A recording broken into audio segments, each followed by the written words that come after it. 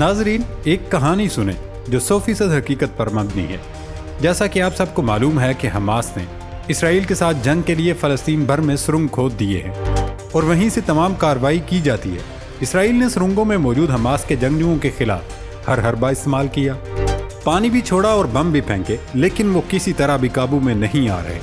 جب تمام حربے ناکام ہوئے تو اسرائیلی فوجیوں نے آخر کار منصوبہ بنایا کہ وہ اپنے فوجی سرنگوں کے اندر بھیجے گا، اور پھر وہی ہوا جس کا ڈر بھی نہیں تھا۔ اسرائیلی فوجی دھیرے دھیرے سرنگوں کے اندر جانا شروع ہوئے، لیکن کوئی لائحہ عمل یا حکمت عملی نہیں تھی، جس کی وجہ سے اسرائیلی آرمی کو شدید نقصان اٹھانا پڑا۔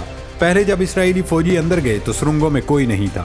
حماس کے جنگجو سرنگوں کے بہت اندر موجود تھے، لیکن وہ کوئی کارروائی نہیں کر رہے تھے۔ جو اسرائیلی اندر گئے تھے انہوں نے باہر پیغام بھیجا کہ باقی فوج بھی بھیج دیجیے۔ اسرائیل نے ساری فوج بھی بھیج دی اور کافی اندر تک کارروائی ہوتی رہی۔ فوجیوں نے دستی بم بھی ضائع کیے، لیکن جوں ہی اسرائیلی فوج کے پاس اسلحہ ختم ہونے لگا، حماس کے جنگجو باہر نکل آئے۔ انہوں نے زبردست کارروائی کی اور کئی اسرائیلی فوجیوں کو ہلاک کر دیا۔ اب سرنگوں میں کارروائی اسرائیلی فوجیوں کا خاصا نہیں تھا، جبکہ حماس تو روز اول سے ہی سرنگوں میں کارروائی کے عادی تھے۔ انہوں نے مختلف طریقوں سے اسرائیلی فوجیوں کو گھیر لیا اور کئی لوگوں کو ہلاک کر کے کئی فوجیوں کو یرغمال بھی بنا لیا۔ پھر کیا ہونا تھا؟ بس اسرائیل کو فوری جنگ بندی پر مجبور ہونا پڑا، کیونکہ غزہ کے اس علاقے میں جتنے بھی فوجی تھے وہ حماس کے ہاتھوں یرغمال بنا لیے گئے تھے۔ دوستو، اب تک اس کارروائی میں اسرائیل کے 10 فوجی ہلاک ہو گئے، جبکہ زخمیوں کی تعداد تاحال نامعلوم ہے۔ کئی اسرائیلی یرغمال بھی بنا لیے گئے ہیں۔ اس کے علاوہ القسام بریگیڈز نے گزشتہ 72 گھنٹے کے دوران اسرائیل کی 41 فوجی گاڑیوں کو نشانہ بنانے کے ساتھ ساتھ اسرائیلی فوج کی سپلائی لائن اور ٹینکوں کو تباہ کر دیا۔ زمینی آپریشن میں ہلاک اسرائیلی فوجیوں کی تعداد 138 ہو گئی۔ دوسری جانب غزہ میں اسرائیلی فوج کے حملوں میں کمی بھی نہیں آ رہی۔ خان یونس میں بے گھر فلسطینیوں کی پناہ گاہ، ہلال احمر کے ہیڈ کوارٹر اور جبالیہ میں بمباری سے مزید 60 سے زائد فلسطینی شہید، جبکہ سینکڑوں زخمی ہو گئے۔ غزہ میں مواصلاتی اور انٹرنیٹ سروسز ایک بار پھر بند کر دی گئی ہے۔ اسرائیلی فوج کی جانب سے رفح میں رہائشی علاقے پر بھی حملہ کیا گیا، جسے عرب میڈیا کی لائیو کوریج کے دوران ریکارڈ کر لیا گیا۔ اس وقت غزہ میں فلسطینی شہداء کی تعداد 20,000 سے زائد ہو گئی۔ شہید ہونے والے افراد میں نصف سے زائد تعداد صرف بچوں اور خواتین پر مشتمل ہے۔ ادھر ملائیشیا نے اپنی بندرگاہوں پر اسرائیلی جہازوں کے لنگر انداز ہونے پر پابندی لگا دی ہے، جبکہ حوثی رہنما کا کہنا ہے امریکہ نے ہمارے خلاف جنگ کی حماقت کی تو خاموش نہیں بیٹھیں گے، امریکی مفادات پر میزائلوں سے حملے اور دیگر ملٹری آپریشن کریں گے۔ اسرائیل نے جواب میں فضائی حملہ کیا۔ اسرائیلی افواج کے فضائی حملے میں 3 دن کی نومولود بچی معجزانہ طور پر محفوظ رہی۔ تباہ شدہ عمارت کا ملبہ ہٹایا گیا تو بچی زندہ موجود تھی۔ اور ناظرین، حماس سمیت دیگر تنظیموں نے کہا کہ بحیرہ احمر میں ہر امریکی جہاز کو تباہ کر دیا جائے گا، جس کے بعد امریکہ نے نیا منصوبہ بنایا۔ امریکہ نے بحیرہ احمر کی حفاظت کے لیے 15 سے زائد اتحادیوں کے ساتھ مل کر نئی فوج تشکیل دے دی ہے۔ امریکہ سمیت 12 سے زائد ممالک کے جنگی جہاز اور ان پر تعینات فوجی بحیرہ احمر سے گزرنے والے تجارتی جہازوں کی سلامتی یقینی بنائیں گے۔ اس فوج میں شامل جہاز اور فوجی مشترکہ گشت بھی کریں گے۔ امریکی وزیر خارجہ لائیڈ آسٹن نے 2 دن قبل اسرائیلی وزیر اعظم بنیامین نتن یاہو سے ملاقات کے بعد کہا تھا کہ خطے کی تیزی سے بگڑتی ہوئی صورتحال کے پیش نظر بحیرہ احمر کی حفاظت کے لیے خصوصی انتظامات ناگزیر ہیں۔ جیسا کہ آپ جانتے ہیں کہ بحیرہ احمر عالمی تجارت کے لیے بالعموم اور تیل کی ترسیل کے حوالے سے بالخصوص اہم گزرگاہ ہے۔ دنیا بھر کی بڑی کمپنیوں سے تعلق رکھنے والے خام تیل اور دیگر بہت سی اشیاء لے جانے والے جہاز اس راستے گزرتے ہیں، لیکن گزشتہ ہفتے یمن میں ایرانی حمایت یافتہ حوثی ملیشیا کے جنگجوؤں نے بحیرہ احمر سے گزرنے والے مال بردار اور تیل بردار جہازوں پر حملے بڑھا دیے تھے، جس کے نتیجے میں علاقائی سلامتی کے حوالے سے خدشات بڑھ گئے تھے اور اس کے نتیجے میں خام تیل کی قیمتوں میں بھی اضافہ ہوا تھا۔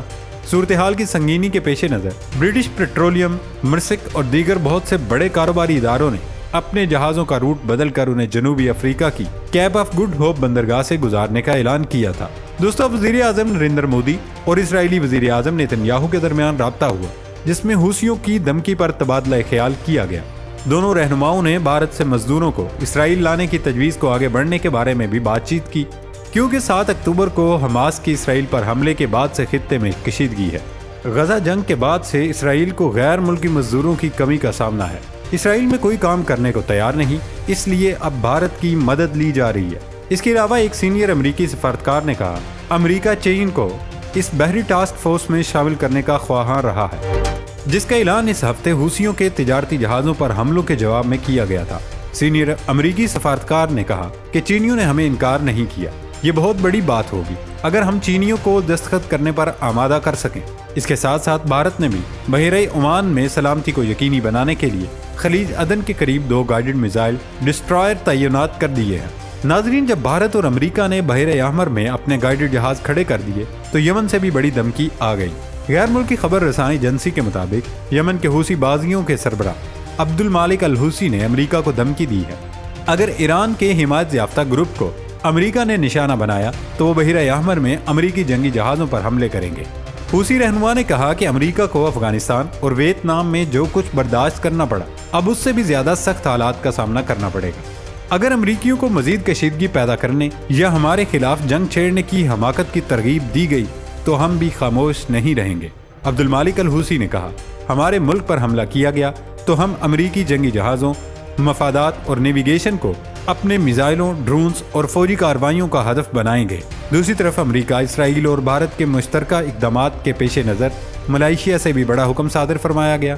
غزہ میں فلسطینی شہریوں کی بڑھتی اموات پر دنیا بھر میں غم و غصہ بڑھ رہا ہے۔ ملائیشیا نے اپنی بندرگاہوں پر ایسے جہازوں کے رکنے پر پابندی عائد کر دی ہے جو اسرائیل میں رجسٹرڈ ہوں یا وہاں سامان لے کر جا رہے ہوں۔ عرب نیوز کے مطابق اکتوبر میں غزہ پر اسرائیلی بمباری کے آغاز سے اب تک ملائیشیا میں عوامی سطح پر اس کے خلاف روزانہ احتجاج کیا جا رہا ہے۔ اور ناظرین، القسام بریگیڈ نے ان تمام کارروائیوں کے دوران ایک ویڈیو جاری کی۔ ویڈیو میں القسام بریگیڈ کے سربراہ کو زندہ اور تندرست دکھایا گیا۔ اسرائیلی میڈیا رپورٹ کے مطابق حماس کی قسام بریگیڈ کے رہنما محمد دیف، جسے اسرائیل برسوں سے تلاش کرنے کی کوشش کر رہے ہیں، وہ زندہ اور پہلے کے خیال سے بہتر حالت میں ہیں، جبکہ اسرائیل کا خیال تھا کہ وہ شاید شہید ہو گئے ہیں۔ اسرائیل کی فوج کی طرف سے حال ہی میں حاصل کردہ فوٹیج کا حوالہ دیتے ہوئے یروشلم پوسٹ نے رپورٹ کیا، دیف ویل چیئر استعمال نہیں کرتے۔ رپورٹ کے مطابق غزہ کی پٹی کے اندر انٹیلیجنس اکٹھا کرنے کی کارروائیوں کے دوران پکڑی گئی ایک ویڈیو میں دیف کو اپنے پاؤں پر چلتے ہوئے دیکھا گیا۔ دیف پر متعدد قاتلانہ حملے ہوئے ہیں۔ اسرائیل نے 7 مرتبہ انہیں قتل کرنے کی کوششوں کا اعتراف بھی کیا ہے۔ گزشتہ دنوں اسرائیل نے غزہ میں القسام بریگیڈز کے رہنما یحییٰ النصار اور دیف کی معلومات فراہم کرنے والوں کو لاکھوں ڈالرز انعام دینے کا اعلان بھی کیا تھا۔ دوستو، اسرائیل اور حماس کی جنگ اب تو جہازوں تک محدود ہو گئی۔ اس سب کے دوران امریکہ کا کردار سب سے اہم ہے، لیکن امریکہ کو بھی بڑی دھمکیوں کا سامنا ہے۔ ایک طرف اگر یمن نے امریکہ کو دھمکی دی تو دوسری طرف شمالی کوریا نے باقاعدہ ایٹمی دھماکے کی دھمکی دے دی ہے۔ شمالی کوریا کے سربراہ کم جونگ نے بیان میں کہا کہ اگر دشمنوں نے ہمیں جوہری ہتھیار استعمال کرنے کی دھمکی دی تو ہم خود ایٹمی حملہ کر دیں گے۔ کم جونگ ان کا مزید کہنا تھا، شمالی کوریا کے میزائل تجربات فورسز کے عزم اور دشمنوں کو خبردار کرنے کا پیغام ہے۔ دشمن اگر ہمیں نیوکلیئر ہتھیاروں سے اکسانے کی کوشش کرے گا تو ہم خود جوہری حملہ کر دیں گے۔ ہماری فورسز ہر طرح کے چیلنجز کے لیے تیار ہے۔ شمالی کوریا کی جانب سے رواں ہفتے کے آغاز پر بھی میزائل تجربات کیے گئے ہیں، جس کی امریکہ، جاپان اور جنوبی کوریا نے مذمت کی ہے۔ شمالی کوریا کو جوہری ہتھیاروں سے متعلق اپنی پالیسی کے باعث عالمی پابندیوں کا سامنا ہے۔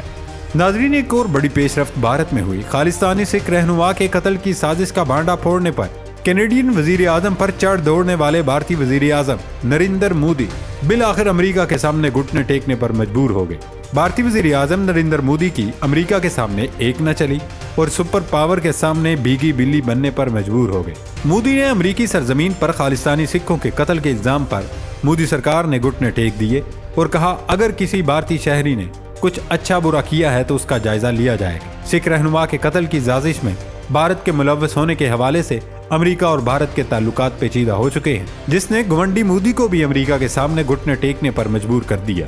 اس معاملے پر مودی کو اعترافی بیان سامنے آ گیا۔ بھارتی وزیر اعظم نے امریکہ سے بگڑتے تعلقات کو دیکھتے ہوئے فائنینشیل ٹائمز کو ایک انٹرویو میں یہ کہنے پر مجبور ہونا پڑا اگر کسی بھارتی شہری نے اچھا یا برا کیا ہے تو وہ اس کا جائزہ لینے کے لیے تیار ہے۔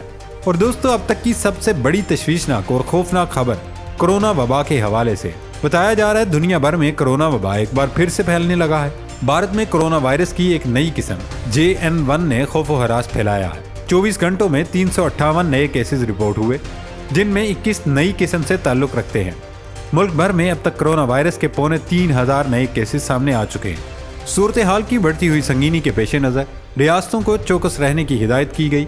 بھارتی وزارت صحت نے بتایا کورونا وائرس کی نئی قسم JN1 کا پہلا کیس جنوبی ریاست کیرالہ میں سامنے آیا۔ کیرالہ میں 3 ہلاکتوں کی اطلاع ملی ہے۔ جن ریاستوں سے JN1 کے کیسز کی اطلاعات ملی ہے ان میں گجرات، کرناٹک، تامل ناڈو اور مہاراشٹر نمایاں ہیں۔ وزارت صحت کی ویب سائٹ کے مطابق بھارت میں کرونا وائرس کے ہاتھوں ہونے والی ہلاکتوں کی تعداد 5,33,327 ہے۔ کرونا وائرس کی مختلف اقسام کی زد میں آنے والے بھارتی باشندوں کی تعداد اب 4,44,70,000 سے زائد ہو چکی ہے۔ صحت یاب ہونے والوں کا تناسب 98% ہے۔ بھارتی حکام نے تمام ریاستوں پر زور دیا کہ وہ الرٹ رہیں تاکہ کرونا وائرس کی نئی قسم خطرناک شکل اختیار نہ کرے۔ صرف بھارت ہی نہیں بلکہ امریکہ میں بھی یہ وبا پھیل رہی ہے۔ امریکہ میں کرونا کے مریضوں کی تعداد میں دوبارہ تیزی سے اضافہ ہو رہا ہے اور اس نئی لہر نے مختلف ریاستوں کو کرسمس میں عوامی تقریبات کے پیش نظر پابندیوں سے بھی متعلق غور کرنے پر مجبور کر دیا۔ امریکی میڈیا کے مطابق کرونا کی تازہ لہر کی سب سے زیادہ شکار ریاست کیلیفورنیا ہوئی۔